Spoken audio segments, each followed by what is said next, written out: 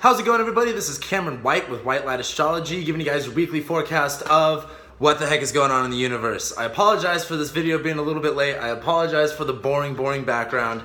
But good news, this is the week. I was just looking at everything again just to clear up everything, and I can't be any more excited for this week. We have Mercury conjunct Saturn on Monday. We got the Moon conjunct Neptune. We got Sun square Neptune. We got we got Mars opposed Uranus exactly. We have the Mercury retrograde. We have Venus at 29 degrees Scorpio, and we have Venus moving into Sagittarius. This week, oh, not to mention the full moon in Gemini. This week is literally going to be that switch in energy that we've been needing.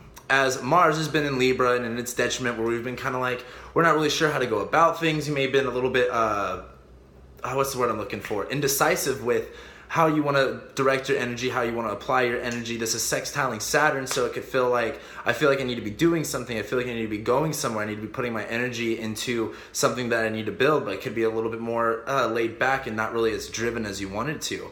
And as it opposes Uranus exactly on Wednesday and Thursday, as we also have the Moon conjuncting Uranus and Venus at 29 degrees Scorpio, we're going to be able to allow ourselves to really emotionally put ourselves in that superconscious power of that Uranus and Aries. What is going to really put ourselves out there? What is going to be the highest expression of our highest selves? Where we can really gain that emotional integrity with being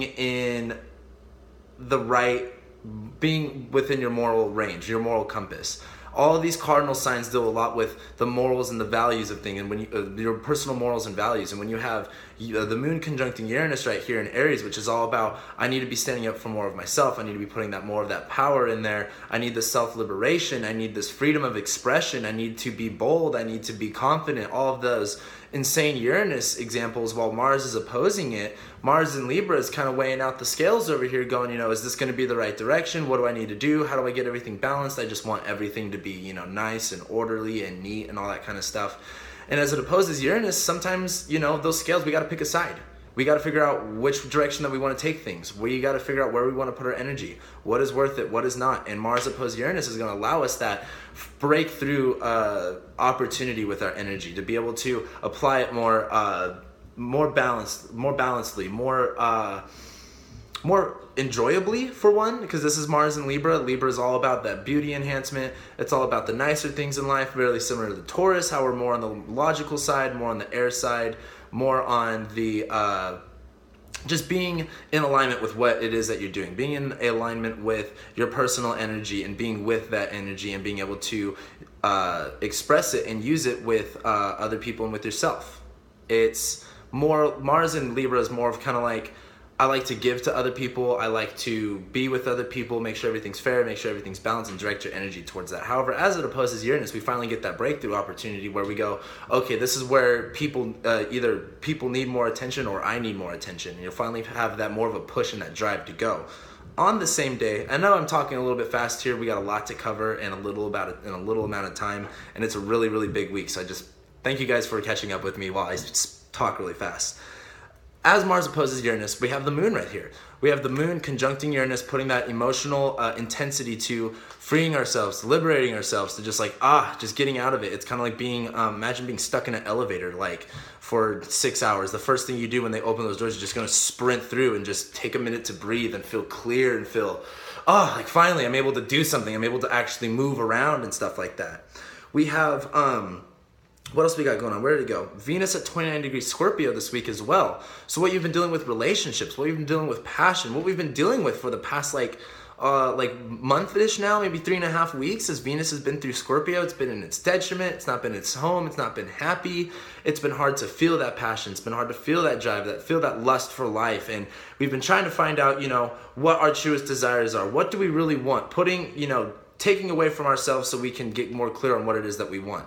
And as Venus does her work through Scorpio, we find the truth of what it is that our passions lie, where it is that we want to direct our personal energy regarding what it is that we want, what it is, that we love to do, what do we like to enjoy. This also has to deal with relationships. Whatever relationship issues you've been dealing with, we're finally going to get to that truth this week. We're finally going to be able to discover that and feel it and do something with it as it hits 29 degrees. And then Friday, Venus hits Sagittarius. and we get to finally express that freedom, and we finally get to enjoy the passion of discovering something new and moving forward and finding the passion, the excitement of traveling, of adventure, of philosophy, of spirituality, all these Sagittarian type things. We finally get to liberate ourselves of that. Like, oh God, this week is just gonna feel so good. Then on Saturday, we have Jupiter trining Neptune. Jupiter's trining Neptune exactly at 11 degrees. This is where we're gonna get that, what's the word I'm looking for? That emotional rawness and that truth behind Jupiter, of that positivity, that self-love. Because again, Scorpio always comes from the space of love, always comes from a space of wanting to give more. It always wants more, because after Libra, you get complacent, everything's balanced. You know, everyone has their 3 square meals a day, everyone eats the same. Scorpio goes, I want more, I deserve more. There's a reason why I want more. I have to search for that more. I have to search for that truth that, you know, that you're living. And with Jupiter right here, we're bringing all of that to our, you know, conscious awareness to how do we believe that? How do we interpret that? How do we justify that? And, you know, what do we kind of base our own self-beliefs and our beliefs around about other people in the world around us around that? And as it's in Scorpio and it hits, it trines Neptune exactly at 11 degrees, we have this ability to finally see through the fog of what Neptune and Pisces has been giving us. Because Neptune and Pisces has been so dramatic and so just wild with, you know, insane dreams, insane confusion, and spirituality is at like an all-time high. We're all feeling this, and as Jupiter trines it, we're going to have this connection made where we get to go, okay, I know the truth about what it is that my passions are, what it is that I really want, what it is that I really desire and want to go for, and I know exactly how to get it. And you can figure out this week how to get that connection between the conscious, the subconscious, and the superconscious, because that's all that Neptune-Jupiter energy. So this week, guys, again, this is where it's at. Then on Sunday, after we go through all of this stuff, which not to mention on Monday, starting off, so tomorrow, we have Mercury conjuncting Saturn. This is, of course, Mercury's going to retrograde right here. Mercury's going to be in Saturn, so you can want to take this energy really, really far. You can kind of get a little bit too lost in it. You can kind of get a little bit ahead of yourself. But this is not the time to seek without. This is the time to seek within. This is the time to find that meaning and that passion and that excitement inside of you. This is Mercury retrograde. Stop worrying about what's going on the outside and start worrying about what you're thinking on the inside, what you're choosing to believe on the inside, where it is that you're taking your thoughts, and where are you, if you're taking them to this more spiritual, philosophical sense, how it's been with Mercury and Sagittarius. We've been a little bit more excited, we've been a little bit more confused, because again, this is Mercury, this is Sagittarius, all about communication and logic, and it can get a little bit overwhelmed. Mercury's in its detriment, doesn't really like to be there. However, as it conjuncts Saturn, we're going to have this part of us that knows where to direct our energy. It's kind of like Sagittarius just wants to go, go, go, go, go. Saturn's going to be that opportunity for us to go, where are we going? We need to be going this way. We can't just go any way that we want to. We have to go a way that's going to best suit our needs. With what we've been through for the past 2.5 years, with Saturn going through Sagittarius, which I have my Saturn in Capricorn video too. If you haven't watched it, go ahead and watch it after this. Once Mercury conjuncts Saturn, it's like, okay, we know where to take our personal energy. We know where to be taking our thoughts now. And once you know the vision or the idea or the path that you want to take that, it's time to reflect on it within. What does that mean to you? What is that going to ask of you? What is that going to take of you in order to wrap your head around that and to keep dreaming and to keep having that vision of what it is that you want to create, what it is that you want to believe in, what it is that you want to make and feel and experience and go see and believe, and all of that great Sagittarian stuff. In case you guys can't tell, I'm a Sagittarius rising. So then Mercury goes retrograde on Sunday on the full moon in Gemini. That's what I'm excited for, because not only is Mercury going retrograde, and a Mercury retrograde, yes, it's very annoying because minuscule things, like I've been having issues with my car, my phone's starting to give me issues now, and Mercury can do all these little tiny things that are going to kind of throw you out of whack. But Mercury retrogrades are the time to go within. It's time to start talking to yourself again and get more true with yourself. Don't really look without. This is time to do work within. And once we have Mercury going retrograde, we have the full moon in Gemini. What are the possibilities? We have such a dynamic range of our emotions, of where we could take things, and things are just going to be thrown at us left and right of where should we go, how should we take this? Because again, this is Sagittarius and Gemini. Gemini is spreading like this while Sagittarius is shooting up.